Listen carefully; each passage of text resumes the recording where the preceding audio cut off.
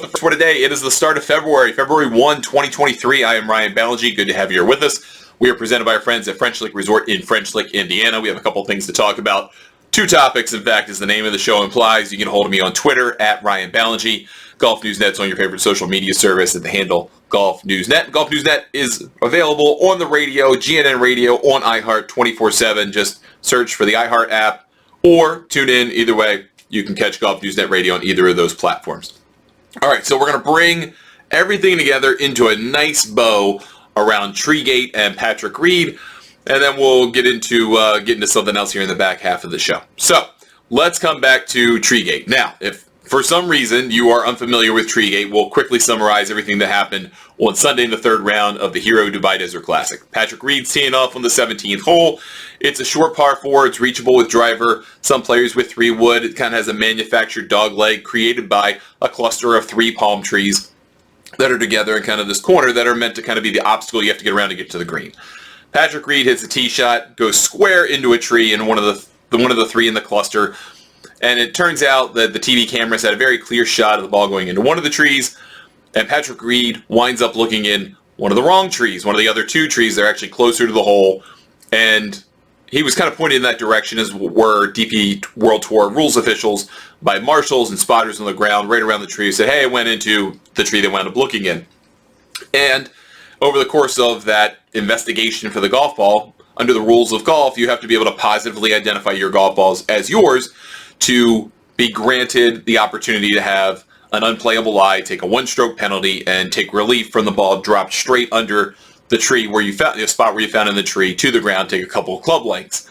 So Reed winds up saying he's describing the marking, sort of, although if you kind of listen to the actual footage of it on the DP World Tour broadcast, it doesn't really sound like he gives a whole lot of in-depth description of the golf ball. He says, it's Titleist, it's got a marking on it, it's got the black arrow on it. Oh, and he says, I see the black arrow when he's looking at it with binoculars up in the tree. Mind you, the wrong tree. And he winds up satisfying whatever requirements the DP World Tour officials thought they needed to satisfy to give him this unplayable lie grant. So they let him take unplayable lie, makes a bogey, goes on to lose the tournament by a shot to Rory McIlroy. And obviously a lot of people recognize that Reed went looking up the wrong tree, didn't identify the ball that was his. And if you look at pictures of the ball that he wound up playing versus the way that he kind of marks his regular ball, his regular Titleist Pro V1, you don't see this black line over the kind of arrow area, the putting alignment portion of the ball. Titleist puts that on there. They put a black arrow on there, 2 arrows, but the ball that he found wound up playing with had a black line, looks like over that portion of the ball. And some people do that. That's common, happens a lot. But it's not an arrow. It's a little different from the Titleist marking. Anyhow, obviously a lot of people who are watching that were upset. Patrick Reed has a history of rules issues, rules infractions, rules problems. But technically under the rules of golf, he's in the right here, because if you got a bad ruling from an official, whether they didn't do their diligence properly to test him to know if it was his ball, or they gave him the wrong ruling or whatever, under the rules of golf, you can't be penalized for that. You had the official, they gave you the ruling, it's settled and done. So, at the bottom line, Reed is in the clear here. He's not going to be disqualified. He's not going to have the $1 million that he won for finishing in second taken away from him. None of that is happening. So, you got to put that to the side for a second. However, Reed was still getting a whole lot of heat for what he said, or what he did, and then what he said after the fact, saying, he would absolutely go back to the tee. There was no way that he would have taken this drop if it definitely wasn't his ball. Well, not so much. But then after the fact, a couple days later, we finished on a Monday. Yesterday, we got a comment from him written seemingly through a text message thread, then screenshotted and put on his different social media services. If you're one of the few that hasn't blocked, you could see it. Beauty of people having other accounts. I don't have a burner account, but found it through someone else's account. Means you can still read it. So despite being blocked by Patrick Reed, and that took an awfully long time to happen, by the way. Here's what he had to say in, sounds like Apple iMessage, but hey, whatever. It doesn't matter how you communicate it. Here's what he says. Quote, some people love controversy, but what happened on the 17th hole at the Hero Dubai Desert Classic was a non-issue. As the DP World Tour confirmed, I was not asked to identify the tree my ball struck. That was done by the ShotLink volunteers and marshals. I was asked to describe the distinctive markings on the ball I was playing. I am looking forward to this week's Asian Tour flagship event at Royal Greens, end quote. And that's the Saudi International, by the way. I don't know if you know the name of the tournament, but it's the Saudi International, Saudi Arabia this week for an effective LIV event, but it's really an Asian Tour event. So he says that, puts that out there, and of course, the natural response from someone who can read through all of this, and no pun intended, is that he absolves himself of any blame here because he kind of neglects to talk about the part where he says, oh, I see the black arrow. Well, that's not really a distinctive marking on the ball of a Pro V1. They're on every one of them now. So if you're playing with one made in the last, 4 or 5 years since they started doing this version of the marking, then yeah, it's going to be on there, and you could describe that. But what would have been more distinctive, again, if you look at kind of the history of how Reed marks his ball, and I spent way too much time on Getty Images doing this the other day because it was longer than 1 minute. He marks his ball with a red dot to the right, I believe, of the number on the Titleist Pro V1. And so that's the marking you're really looking for, is a dot. And whether he does it on both sides, I don't know. But if you look at the other images that are available of his ball that he played during the Dubai Desert Classic, it doesn't look like he has this kind of big, wide black line that would go over the marking arrow, the alignment arrow, or anything like that. You don't see that. I'm not saying it's not on there. I just don't see it. The shots are not good enough to know one way or the other whether it's absolutely on there or absolutely not on there. So Reed described his marking, which was the black arrow, but he didn't mean the black line, I don't think. He meant the black arrow. So there's your point of kind of differentiation and where he tries to absolve himself here, saying, well, I didn't decide the tree we were going to look up, and I just described my ball to them, and they were totally fine with it. So I got off on a tree. Don't be mad at me. And this is a very Reed thing to do where technically in the right. I'm going to give him that. He's technically in the right about all of those things, but he finds a way to blame someone else for the stuff that he did that contributed to a problem, particularly a rule situation. And this is one of those things where he's a contributing factor to it because he did technically say his markings, but he said, I could see the black arrow. Well, again, he wasn't technically lying. Maybe he did, but that didn't necessarily mean it was his ball. And so the rules of golf kind of come into question here. Obviously, the effort of the DP World Tour officials come into question here because Reed's questioning them in the first place. Totally understandable that a marshal or volunteer, because, again, they're volunteers and they're not necessarily always young people with good eyes. They may have pointed him and the officials in the wrong direction, pointed them to the wrong tree. And so, on one hand, you're like, yeah, I get it, because you got bad information potentially, and so you decided to maybe make the best of that. I don't know. And I don't know if there's malice or if it's just, hey, this is what I think I see. And you can't ascribe that to him because you don't know his heart, I guess. But there is some, obviously, responsibility on Reed here because he said he positively identified a ball that definitely wasn't his. So he's trying to say, well, it wasn't my fault. They told me it was in this tree. I looked up there and described the ball, and there it was.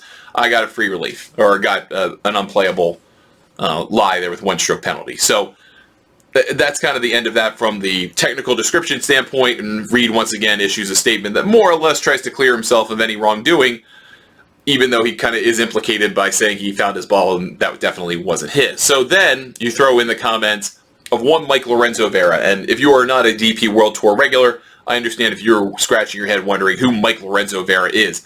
But he is a Frenchman who has played some great golf on the DP World Tour over the years, kind of down on his luck these days, but still a very good player, one of the, class player in the world. And he tweeted last night, I guess yesterday, on the evening of the 31st, so 9 p.m. last night, he tweeted, I just don't understand how players stay silent after being robbed one spot, I think he meant shot, by someone that cheated. Fantastic golf player, but Reed effing cheated. How can you identify 100% something very specific on your ball that is not in the tree? How is that guy not DQ'd? And then, obviously, a lot of people responded in the affirmative because Mike Lorenzo Vera is right. That last part is the key part of the criticism of what Reed had to say and what he did. How can you say you've identified a very specific portion of your ball when it's not in that tree? And I think Reed's response would have been, well, I just described the Pro V1. And that's all I did. And the officials were cool with that, which then went to the officials. So we have this big old loop, and I don't think there's going to be a whole lot of silence here from some of the players on the DP World Tour. They're regulars. That might be a LIV thing. That might be a Reed thing. That might just be a, hey, they're getting screwed thing. But that comes into play here. But at the end of the day, you are limited by two things. One, your honesty, and two, the officials helping you out. And three, I guess, the rules of golf. And Reed knows the rules of golf. He knows how to use them to his advantage, and he has figured out a way how to explain things to people in a way that's just gray enough that it could pass muster, even though the spirit of it might not be true. So that's kind of the end of that. I hope that we are just kind of putting this in our back pocket for another day where this could happen. Hopefully it doesn't happen again, but, you know, things tend to have a history of repeating themselves in history, and hopefully that's just... It would be nice to go more than a year between one of these things, but I'm sure we'll have another one really soon. So, hey, there you go. That's the bow on all things Treegate. Second story for today is somewhat LIV related, but not really LIV related. We're going to kind of put a couple of things here together related to some action by the PGA Tour. Commissioner Jay Monahan regarding playing of so-called unauthorized tournaments. And this is that I think maybe people would have expected if you explained this to them. So it's not going to be like a big revelation, but Rex Hager, golfchannel.com, who does a lot of stories about PGA Tour regulations, and over the years we have kind of competed for stories about these types of things, and I've kind of moved on from them over the years, but he's still very much in touch with the tour and does a whole lot of these kind of regulation board type things, does them very well. And he wrote a story for golfchannel.com explaining this situation, which basically offers a 1-year ban, 1-year suspension to a non-PGA Tour member that has participated in what is being deemed an unauthorized tournament, and they will be ineligible to compete in any event sanctioned by the PGA Tour for a period of 1 year. Now, what's an unauthorized tournament?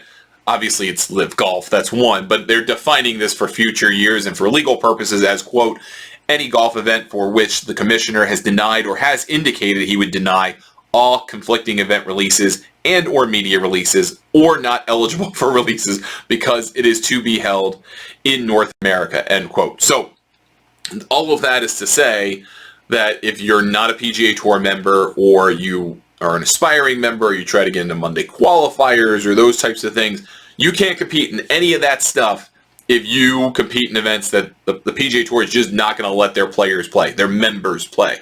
LIV Golf is obviously one of those, but there are competing event releases granted for players who want to choose to play in the DP World Tour, for example. You're allowed under the PGA Tour regulations to have 3 of them in the course of a year if you play 15 events. And then you can get, I think, up to 2 more, if I remember the exact wording of that right. But you can get up to 3. You have to appeal to the Commissioner, Jay Monahan, tell him the event you want to play, why you want to play in it, that you should be granted the conflicting event release, and then, you know. And sometimes that's yes with no conditions. Hey, go have a great time and play the BMW International Open in Germany after the US Open.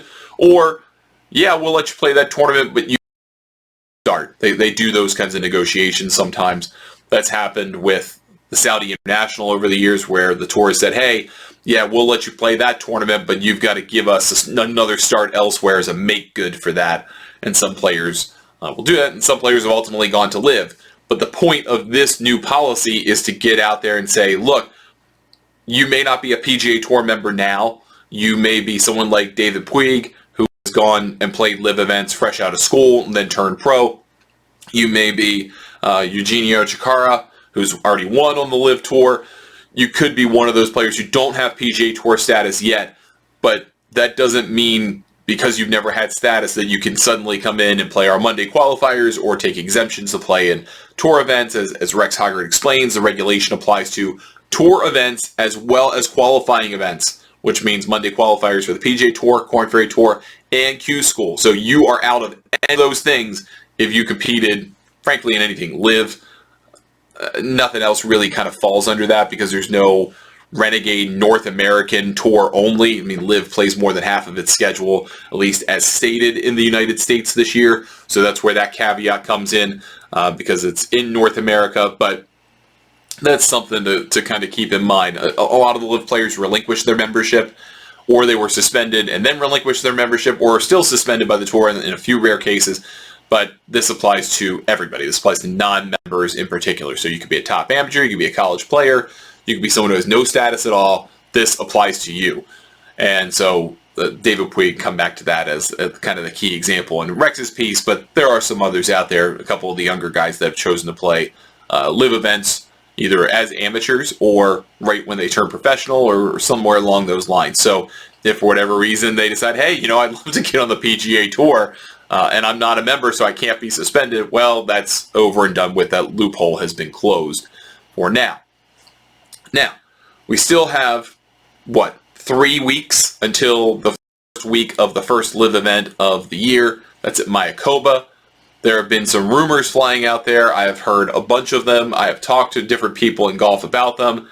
I don't really feel comfortable about any of them because it's hard to, it is very hard to distill what is rumor and what is not. And some things have smoke and just get stamped out, and some are nothing and never were. They have smoke around them, borderline spontaneous combustion. So I've heard a lot of stuff. I'm sure you have too if you're one of those diehard people who kind of keep up with this type of thing. But James Corrigan of the Telegraph, who is all over this, he gets it right, and he's the guy that kind of look after when you want these player defection items.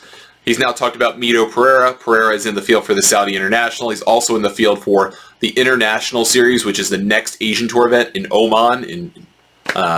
That's going to apply here. Brooks Koepka's playing that, which is kind of weird. I mean, it's like a $2 million purse, but these guys need world ranking points.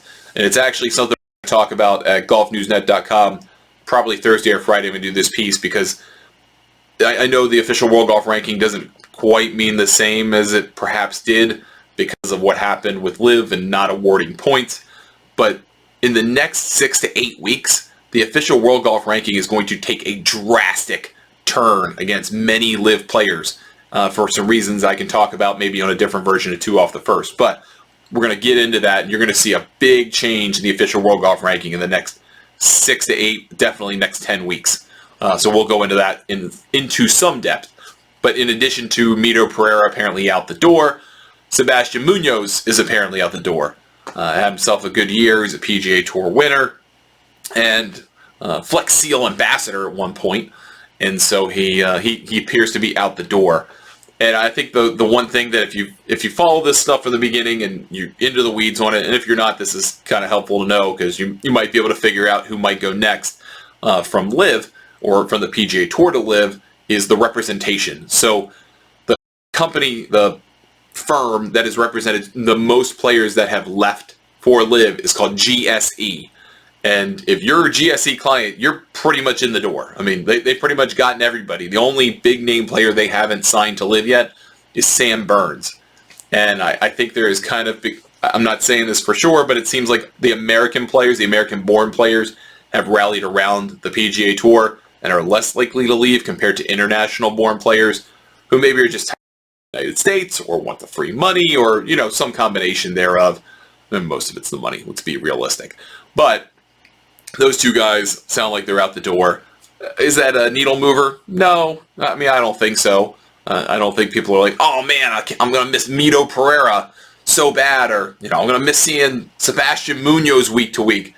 He's a great first-round leader play if you're a golf bettor, but other than that, I don't know that that's a needle mover. But they have to have 48 players, and they're trying to get guys in the top 100 in the hopes that maybe they can corral them into these international series events, which they're going to be compelled to play, and so they can create opportunities to earn world ranking points and maybe save this whole thing for them. But as I can kind of allude to with the story we're going to do, it's not going to save them. The only thing that's going to save all of these LIV players that aren't already exempted into the majors from falling drastically out of the top 50 this year, with a couple of noted exceptions, is that you already have access to the majors.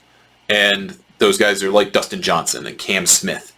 Those are the ones that come immediately to mind. Brooks Koepka obviously has a long tenured exemption into the U.S. Open and to the PGA Championship, a life exemption. So that applies to him. But those players have to earn lots of points in the majors to be able to make any Asian Tour event in which they compete worth anything, and it's very difficult to do. So I'm not really sure what the motivation is behind signing said Munoz. Seems like a nice guy. I don't know him well at all, so I guess that is what it is. But there's your latest LIV defection news, and hopefully you got a kick out of Bubba Watson's almost entirely concocted story about why he decided to go to LIV, where he said, "Oh well, my 10-year-old was watching LIV golf and the aces were winning everything, and she wanted to know about the aces and Stinger and stuff like that."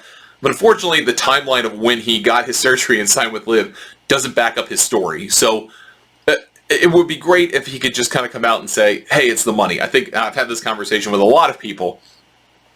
It's a whole year to just kind of look past somebody who signed with LIV if they just say, "Yeah, it was for the money." I mean, Cam Smith has admitted as much. Dustin Johnson could not care less, I don't think, about the competition piece of it.